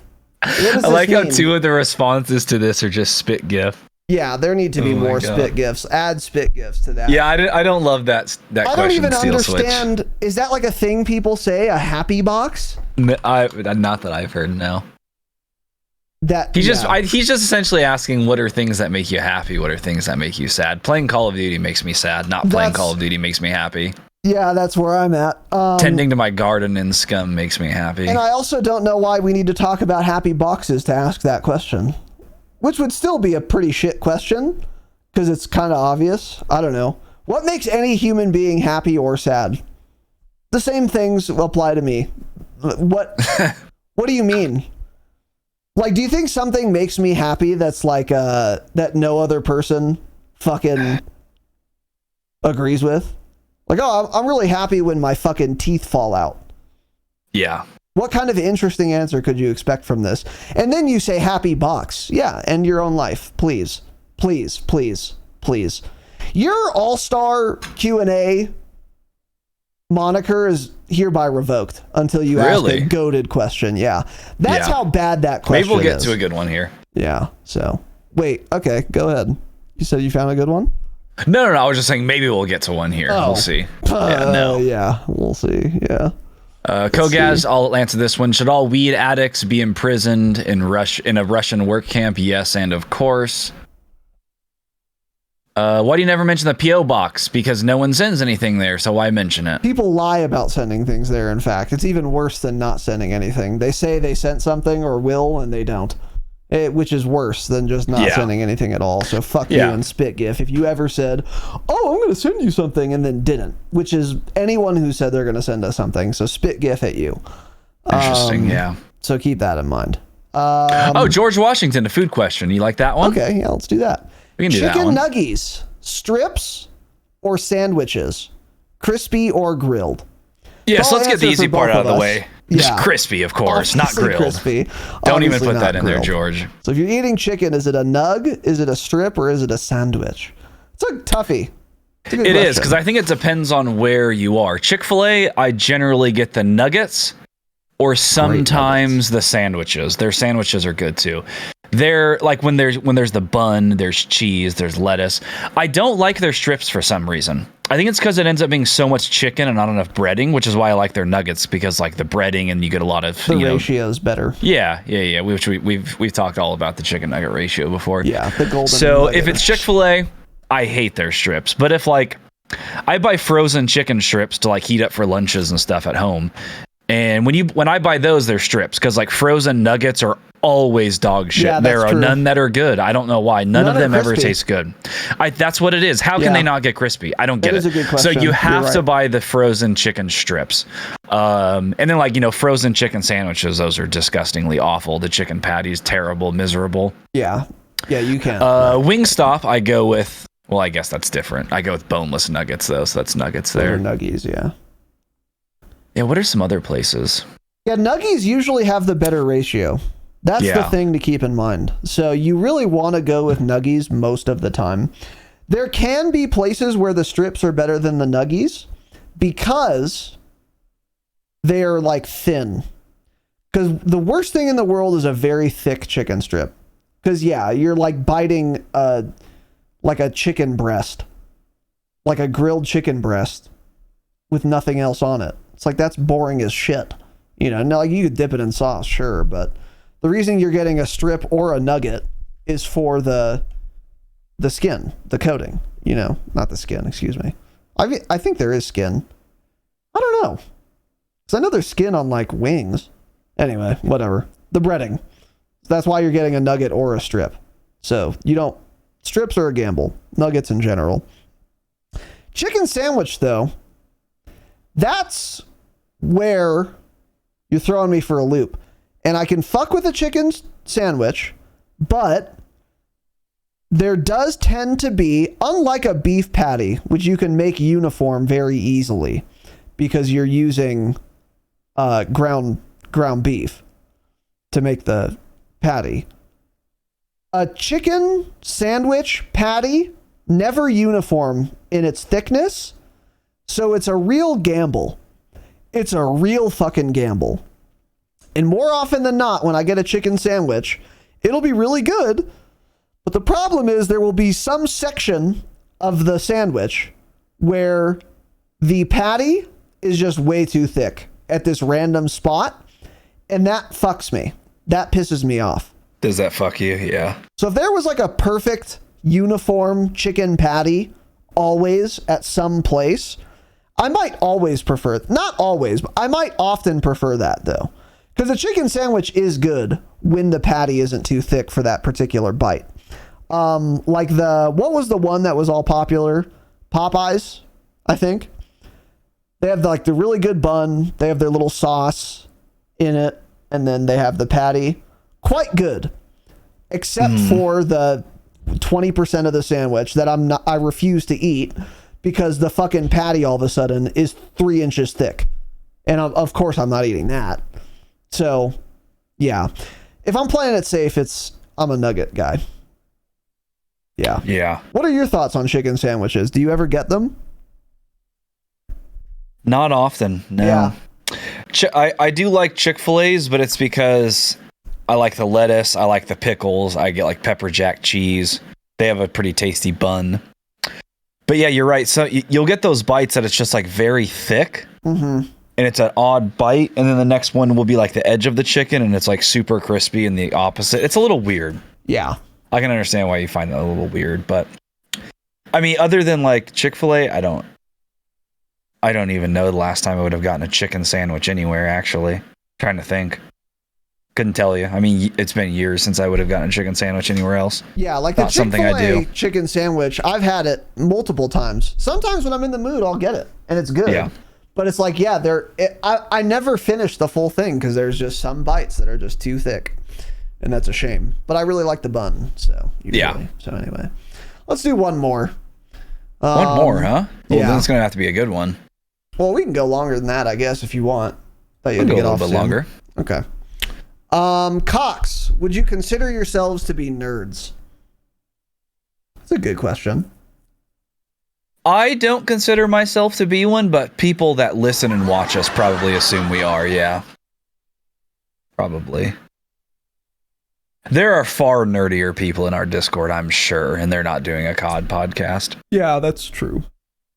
I do consider myself to be a nerd, but it's not because I play video games. I think Tanner said this a while ago. I don't remember the context, but it was publicly, or it was on an episode, that like video games used to be nerdy, and they're just not anymore. They're yeah, really you're not. Fucking cool if you play them, yeah. Every fucking like dude plays video games now. Like everyone, you know. So like I do consider myself a nerd, but not because I play video games. First of all, also though, depends on the video game you play. Because that's another thing. Like everyone plays Call of Duty, for example. That's not nerdy. But if you play fucking Stellaris or Crusader Kings 3, that alone might make you a nerd. Yeah. Because that's like you play nerdy ass games, yeah. Right, exactly. But you're a nerd. So yeah, I am a nerd. I do consider myself to be a nerd. So for that reason alone, would I say I'm a nerd? Maybe, maybe not. But I also do a ton of other nerdy things. So I'm like easily a nerd. Yeah, for sure. I'm skinny fat. I'm pasty white. I don't like to fucking hike. I don't like parties. I like to play all the games, the nerdy ones too. I listen to fucking YouTube debates. I do all the nerdy shit. Yeah. So. Yeah. It's pretty easy for me. I'm like I'm a fucking unambiguously man. I'm a fucking man. I off-road. I eat beef. Shoot guns into the air. I'm a fucking man. Yeah. Well, you're a pussy. Rat. I do all those things pussy. Except drive a Jeep because I have and shoot guns in the air IQ. and eat beef. So, yeah. Anyway. Let's see. Who would win in an eating contest between the two of you? Asked George Washington. I have a digestive disease called ulcerative colitis, so Tanner would definitely win. He eats one meal a day, so I would think that I could probably out-eat him if I wanted to. Yeah. Even if I didn't, I'm not a big eater because you don't get symptoms until you're like older. Yeah, you're a little pussy boy, aren't you? So even when I was a kid, I've never been a big eater, which I'm grateful for. But yeah, let's see. Let's see. Oh, this is a great question, actually, from Ben G. Excellent question. I'm not sure if we've ever been asked this. What are your favorite sitcoms? Do you consider them or any other show a comfort show? One that you could watch at any time, no matter how many times you've seen it? What shows that are or were popular do you not enjoy? This is a great series of questions. What are your favorite sitcoms? Let's start there, Tanner.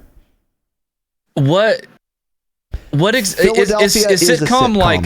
Is sitcom like a Seinfeld? What is like Seinfeld considered? Is that a sitcom? Yes. Sitcom is situational comedy. So it's like a cast of recurring characters, and the thing that's funny is that they put familiar characters in unfamiliar situations, and that's why it's funny. So a sitcom is every show on television, essentially. Because when I think of the word sitcom, like I think of dog shit shows like, for example. Okay, yeah, I think of dog shit shows like Friends, awful show. Friends is a sitcom. I think of Seinfeld, which I think can be funny. I think that's like a classic sitcom. Yeah. But like, I just looked up sitcom here, and it's just literally every show that's on television, basically. Yeah. Like Ted Friends. Lasso apparently is a sitcom. The Big Bang Theory. Yep. So it's like every TV show. So basically, what are my favorite TV shows? Ted Lasso is a good one. Probably like my all-time favorite, just because I watched it so many times when I was younger, is like The Office. I assume that's a sitcom, right? That's considered a sitcom. I watched The Office probably 3 or 4. Over It's Always Sunny? No, I like It's Always Sunny a lot too. But your favorite is The Office. It's I've watched it the most. Yeah. I've probably watched that whole series like 3 or 4 times. It's Always Sunny is funnier. They're just different. The Office is more of like you follow the story for the whole way through. It's Always Sunny is just a different little mini story every episode, and it's just always very funny. So yeah, it's great too. Yeah. Mm-hmm. Yeah. Yeah. My favorite sitcom. Most TV shows are good these days. I don't know, man. I know what you're saying though about The Office. Like because do you consider them or any other show a comfort show? That's the thing. I like It's Always Sunny and The Office also. I like them both. But The Office is way more of a comfort show than It's Always Sunny is. Because the thing about Sunny is that you have to be paying a little more attention to get all the juice out of it. Some of the references and stuff, yeah. Or like why this thing Charlie is saying is funny is because of the thing that happened like 10 minutes ago. Whereas in The Office, that's like really easy to follow, I guess. I don't know.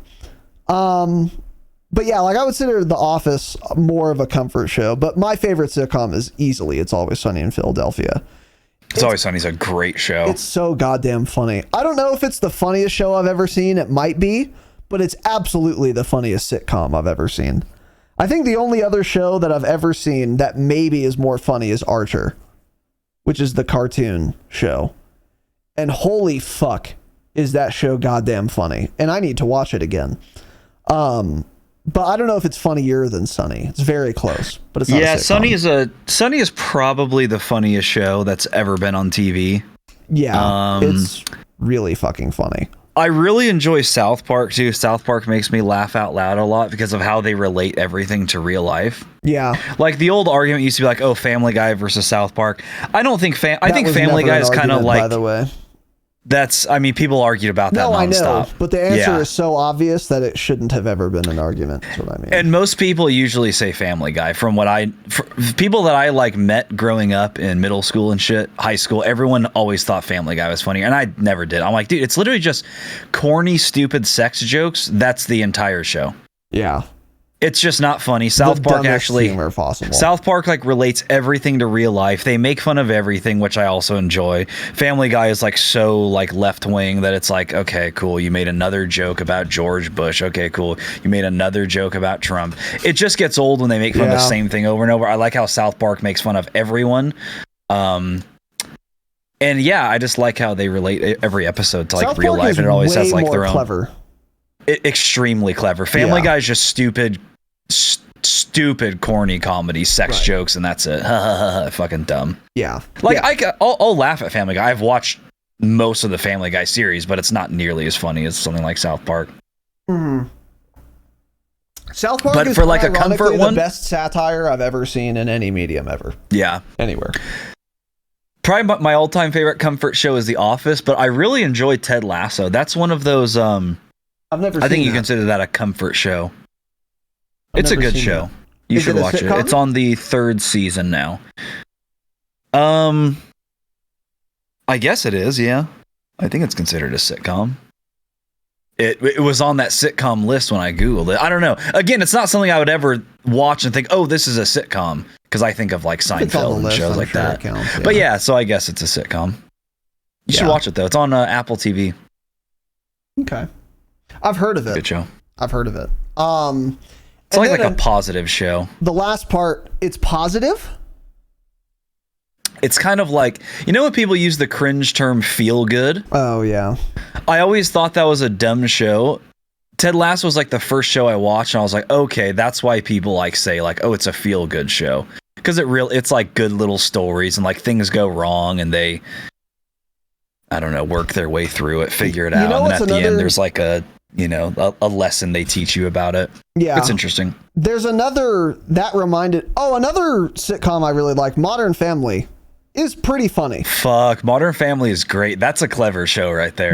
It's clever and it's pretty funny. It's not as funny as like Sunny or anything, but it's pretty goddamn funny. It's way funnier than the average sitcom. And that's also like a feel good kind of sitcom. I like Modern Family a lot. Modern Family is a great show. But another one I was thinking of too is oh god, the girl that looks like Katy Perry. She's the main character. The girl. What is it on? Schmidt is one of the characters in it. I don't remember. Schmidt. I probably watched it on Netflix. But Schmidt is like he's not gay. He's dating Cece. That's the like Indian chick. There's a character Schmidt in a show called New Girl. New Girl. Are you talking about New Girl? New Girl. Yeah. Huh. That is like a very feel good sitcom. That is probably seen that. That's like the phrase I use, like comfort show. It's like candy, where like you watch it, you pay attention or not, doesn't matter, and it's like kind of funny. It's not like great or anything, but it's not bad. It's pretty good. New Girl's one of those, like a real feel goody kind of show. Like everything works out in the end always, and yeah. You ever seen Working Moms? That's a funny show. Sierra got me into that. No. Really funny. I have not. You should watch that one too. That's on Netflix. Okay. Interesting. And then, a lot of seasons what shows that are or were popular do you not enjoy? Excellent question. This is a much more interesting question. If I meet people and they tell me they like Friends, I actually despise them for it. Friends is such a bad show. It's not interesting. It's not funny at all. I agree. It's so forced. Friends is, I think, probably the most overrated TV show ever.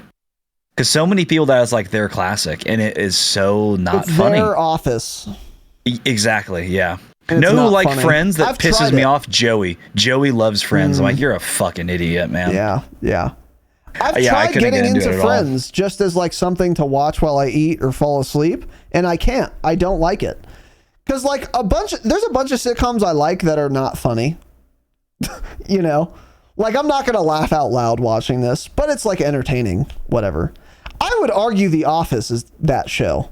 Occasionally The Office will actually make me laugh, but it's pretty rare. It's more like it's like amusing and like entertaining to watch, but it's good. Friends has none of the elements. It's not interesting. It's not funny. There's no redeeming qualities. I agree with you. I don't get Friends, and I've tried in earnest twice. Mm-hmm. I've tried Yeah, twice, I don't and I'll understand never it at try all. again. I'm done. The Big Bang Theory is the very obvious, Miserable popular show. fucking show. Yeah. Holy fuck, that show is bad. I forgot about that one. Yeah, that's the most obvious like popular show that people hate is the Big Bang That's a Theory. show that comes on and I'm just turning off. Like if I'm sitting there, okay, so say you're at like a friend's house or something and you're hanging out and they have Friends on. I'm like, okay, I'll sit there and watch it. If they have the Big Bang Theory on, I'm like, no, you need to turn the channel. I'm not watching this. I can't do this guy's voice. The show's not funny. You need to get this off of the screen right now or I'm going to lose my mind. Yeah. Awful show. Great one. Yeah. Yeah. Futurama, Jake brought up. True. Futurama, I don't think was ever that popular though, because I think most people realize it's a garbage shit show. But some people did think Futurama was funny. Yeah. That's still a show, by the way. No way, right? I don't know. I didn't watch I don't think it it's that been much. a show for a while. I didn't watch it that much. Yeah, because it was uninteresting. That's why you didn't watch it much. Probably. Yeah. God, what other shows are popular and not Futurama's good? been gone. Wait, it show's 2023. Do they have another new season? No way. Are they still making this show? The Walking Dead. That show is popular and not good. Tried 3 times to get into that show, and it's not good. Okay, how far did you make it? Not far, because it sucks. Because the show sucks. I did not make it past the first season. I can guarantee that. It was at most 4 episodes. But every time I would try and I would be so fucking bored and I couldn't do it. I'm not watching it. Sorry. If you can't grip me in the first fucking season, which is usually when shows are like the best, is like the first couple seasons. If I'm not interested already by episode 3, oh, okay. Well, everyone's just wrong about it, I guess, which happens all the time.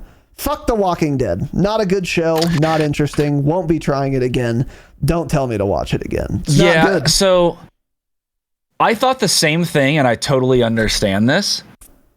Sierra and I stopped watching it because it got so incredibly repetitive. The show ended up, how many seasons was it? 11, 12? It should have actually been probably like 8 at the absolute most. It gets to a point and it is miserable, and that's when everyone stopped watching it. It's when Rick and Negan are fighting the whole time, constantly, almost killing each other every episode. Someone gets away. Someone somehow gets their throat slit. The start of the next episode, they patched them up and they're fine. It's so corny. That's so dumb. So corny. But once it gets through that, the show gets a lot better. But you have to get through those like 2 miserable dog shit seasons, 2 or 3 miserable dog shit seasons, which is far too much. That's I agree. But the show does yeah. get good again. The show ends good, I think. The last couple seasons are actually really good, pretty interesting. Actually, once Rick left the show, Rick is the worst part of The Walking Dead, and he was the main character and the focus of it. He is a terrible actor. I don't know how he ever got the job. He never got better at acting. Watch the first episode, watch the last episode he's in. Is he the guy with the podcast? Terrible at acting. No. Rick is the main guy. He's the cop. Know. He's Rick Grimes. Okay. The guy with the podcast, the one you think is douchey, he died very early in the show. Oh, really? Okay. Yeah. Got it. Rick Grimes. Let me look this guy up. Oh, this dude. I've only seen him from The Walking Dead, so that makes sense. Yeah.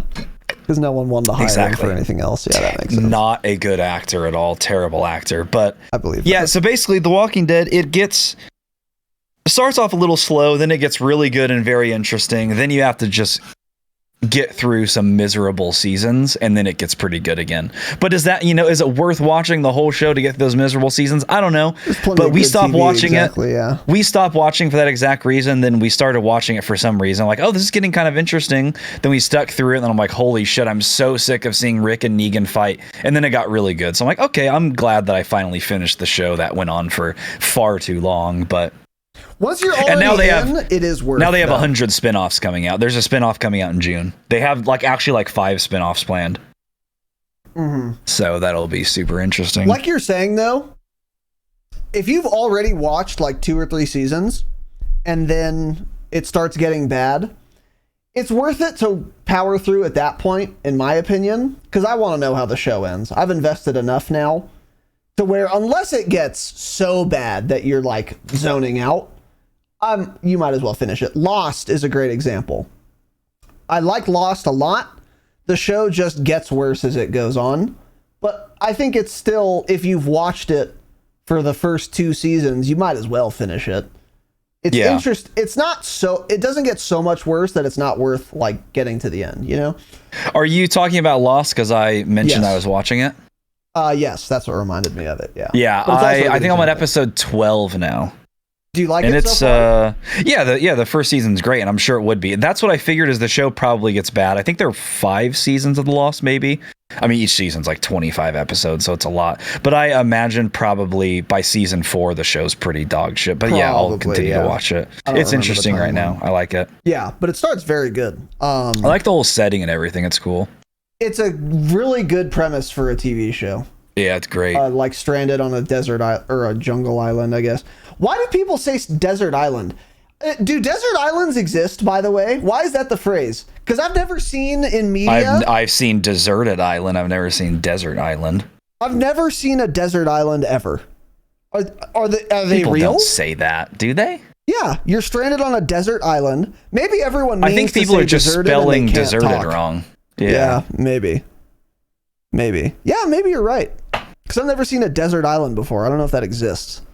There probably maybe some in the Middle East off the coast of Somalia. Maybe there's a desert island. Wait a second. Desert island. A desert island.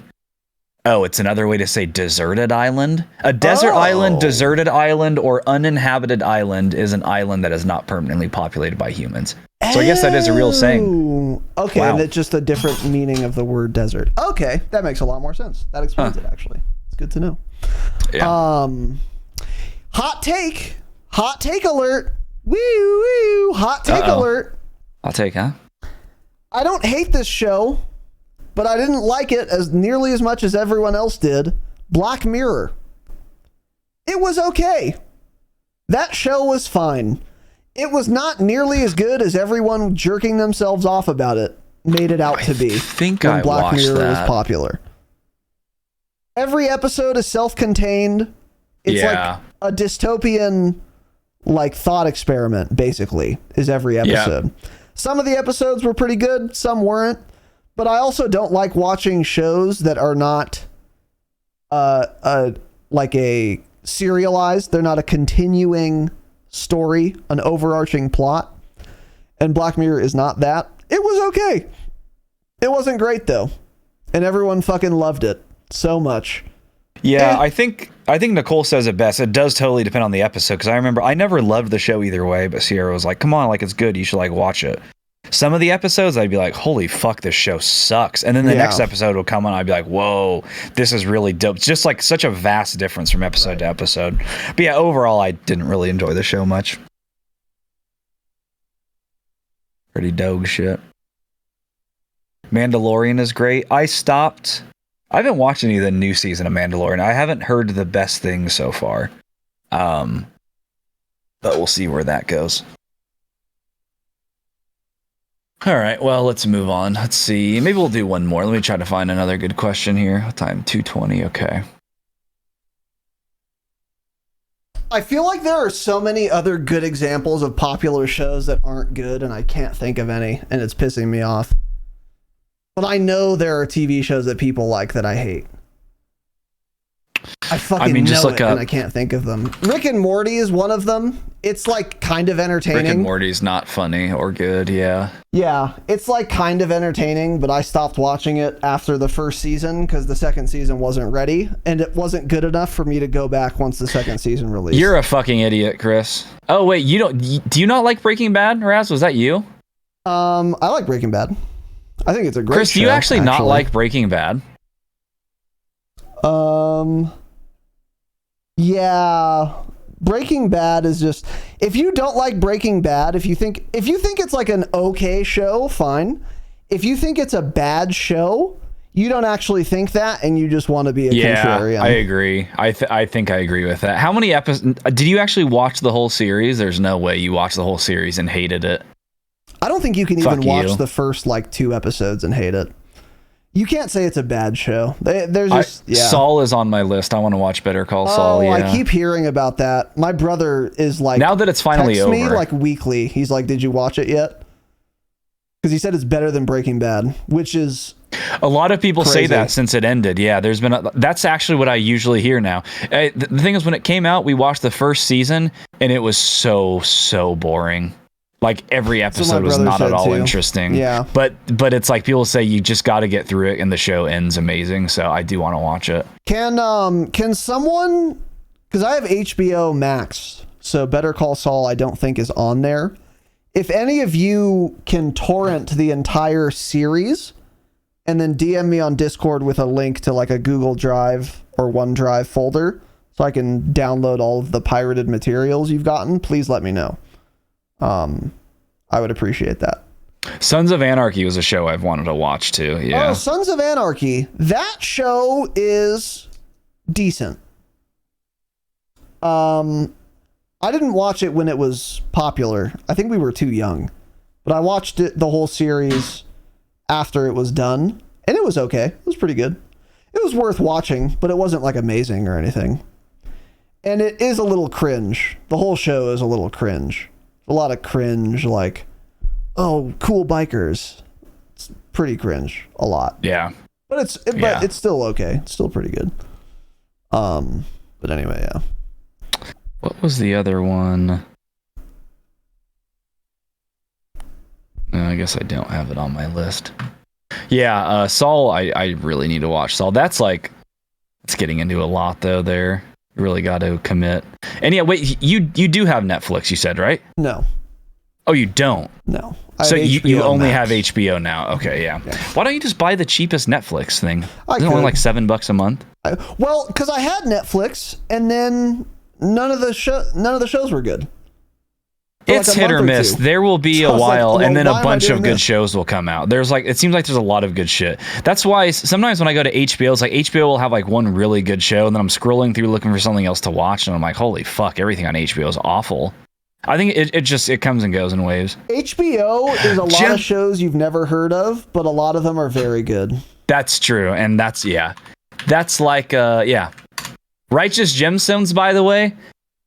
That currently of like new shows, that is probably the funniest show that is making episodes currently. That is up there with like It's Always Sunny for me. You need to watch it. What's it called? The Righteous Gemstones. It is about a famous, extremely wealthy televangelist family. And of course, they're all like pieces of shit, you know, because they're just doing it for the money. It is so fucking funny. It's got some great. Netflix, it has Danny McBride in it, John Goodman, Adam Devine, really good cast. It's on even HBO? like the people who good comms. Let me add it to the list. Fucking great show. Season 3 comes out sometimes this year. I wonder if they've excellent comms from whoever recommended that. Since I do have HBO, dude, I watched J.K. Rowling's TV show, HBO Max. I talked about this recently. Very good. Strongly recommend it. Forget what it's called. Is it Barry? Maybe. Is it Barry? Yeah, Barry's a popular one. Oh no, it's not Barry. Mindhunter was the most boring 2 episodes of TV I've ever watched, Jake. Yeah, fuck Mindhunter. I wanted to watch Mindhunter, I wanted to watch someone sit in a cubicle so the whole series. I'd watch The Office or something. Fucking dog shit, boring show. And fuck you. What is it called? Yeah, Righteous again? Gemstones is great. Righteous oh my Gemstones. god, you have Let to me watch find it. Great fucking show. Let me do a little search here. Righteous Gemstones. Okay, dope. It's added to the list. Fantastic comms. Anyone we ever mentioned it to when we watched it, no one had any clue what the show was either. It is extremely underrated. Yeah. And you're right. I think that's what HBO is. It'll have good shows, but you've never heard of them, so then maybe you don't click on them. Mm-hmm. But it has some bangers, yep. Yeah. Yeah, TV is just the media. And once again, if you like movies, unsubscribe from this podcast. Yeah, we are movie haters here. Grow up. Enter the 21st century, because movies are done now. Why are you going to watch a movie? All the best art and media is in TV now. That's where the better stories are played. That's where the better actors are. That's where the better writing is. That's where the more complex plots are. It's all in TV. Movies are done. Go watch a Clint Eastwood fucking Western and jerk yourself off, and then get your pudding, get your Jell-O, and take your pills and go to fucking sleep. Okay? That's what you need to do if you like movies. But we're done with that now. We've entered the TV era. It's that simple. So, anyway. Okay. Anyway. Now we're doing exactly one more, Max. Yeah, let's try to find one. Yeah.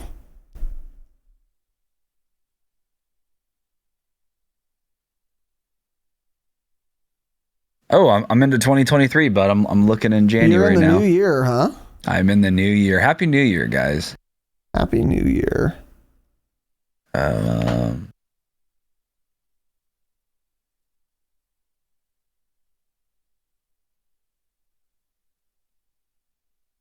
Go to drunk meal. How about that?